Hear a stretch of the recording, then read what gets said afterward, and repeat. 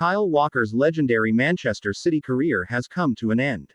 The defender spent the last 8 years at the Etihad Stadium, and during that time, the 35-year-old won everything at Man City, while many now view Walker as the best right-back in the history of the Premier League.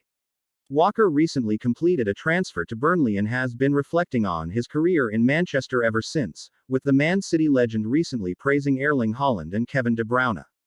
That has not stopped, as the defender has now stated that Man City once had a player who was just as good a leader as Vincent Kompany. Fernandinho was just as good a leader as Vincent Kompany.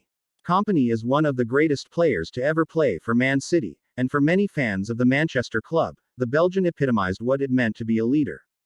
When asked to build the perfect footballer by Burnley's TikTok account, Walker selected Fernandinho for the leadership category, before adding Kompany, as he struggled to separate his former teammates. When Kompany left Man City in 2019, the armband was passed on to David Silva, but when the Spaniard also departed, Fernandinho would take up the role ahead of his departure in 2022.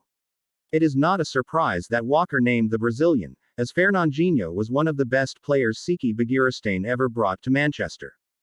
Gary Neville was also a big fan of Fernandinho, but the compliment Walker has just given the former midfielder is a big one, considering how highly regarded Kompany was at Man City. Kyle Walker makes surprise Erling Haaland claim.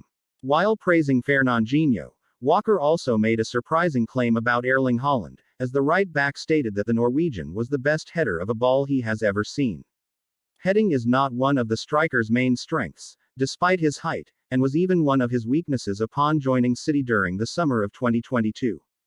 Kompany may have been a better shout for this category, or even Harry Kane, who Walker played alongside with both Tottenham and England.